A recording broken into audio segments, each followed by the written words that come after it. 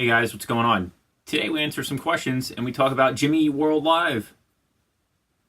Alright, so a couple questions. Would I prefer the Origin 50 Marshall to the DSL 40 if I was doing some Chili Peppers / Hendrix stuff? Probably the DSL 40 probably has more gain than you need, just because it's compact and I just think the amp sounds good. As far as the Origin, I don't know, the cleans are okay, depending on the pedals you're going to use.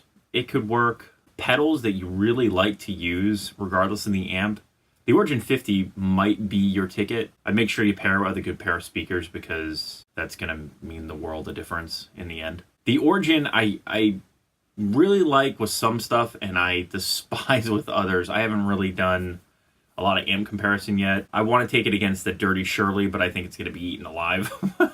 And maybe the OR50. But if you guys have any ideas for some videos for the Origin 50 against some of the other stuff I've done, let me know and I'll do that. So question 2 was about the American Deluxe Professional Tele in mahogany, the limited edition one, against a Gibson SG. Two totally different guitars. The SG is lighter, the Tele's heavier. Tele is a bigger body than an SG. They hang different, they sit different. The shawbuckers against Gibson pickups are quite a bit different. Yes, they're Fender's answer to Gibson pickups, but they are not Gibson pickups. They complement each other very well in a mix. If one guitar player plays like a Gibson and one plays the Fender with the shawbuckers, that works well if both want to play humbuckers. The same tonal quality in frequencies, they don't have it. I personally got rid of the mahogany Telecaster. I kept the original American Deluxe Tele made of alder, and I love that one more. I actually thought that one sounded marginally better, but it could have just been the two examples I had at the time. I would probably stick to the Tele though, just because I'm not a huge fan of SGs. The only one I've got right now is this Gary Clark one, and yeah. The other thing I'll say about the mahogany Tele against the American Professional Telecaster is that the builds are different.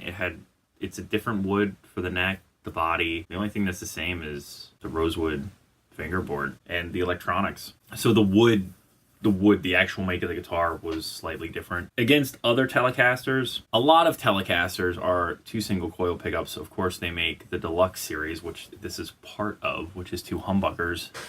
A lot of them have wide range pickups. The shawbuckers are definitely new. I prefer them against the wide range pickups. They sound a little more articulate. They're not as muddy. The wide range pickups definitely have their own sound, which is not a bad sound. It's just different than the shawbucker. The shawbucker is probably closer to Gibson, but without being a Gibson all the way, they didn't quite get there. And I don't know if that has something to do with the make of the guitars, or the approach is just different with the tone pots and the wood. Okay, so a couple weeks ago, I was in Pittsburgh, and I went to go see Jimmy Eat World, and they were awesome.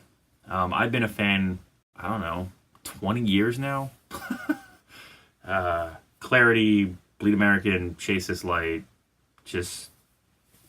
I love Invented, and they didn't play a song off Invented, but the new record Integrity Blues is just fantastic. So if you haven't checked it out, please do so. They just released 2 new songs too, Love Never and Half Heart, and it's good, but they played through 20 songs. Here's the set list. They opened the show with a praise chorus. They rocked it. They didn't take a lot of time in between songs. When Jim did speak, it was very appreciative. It was a great crowd. I lost my voice by the end of it, screaming along. So it was awesome. Closed the show with 23, which is probably one of my favorite Jimmy Eat World songs. They went into Bleed American to close out, walked off the stage for a couple minutes, and came back on and played 2 encore songs. And they played The Sweetness, which got the biggest reaction from the crowd. And then the middle, awesome show. Just awesome. So if you have a chance to check them out on the tour, do so. Totally worth it. Yeah, they were great. Haven't seen them before, and I'm glad I got to finally do it. So if you have any questions or comments, please leave them below. Remember to like, share, and subscribe. Many more videos to come. Don't miss one sub.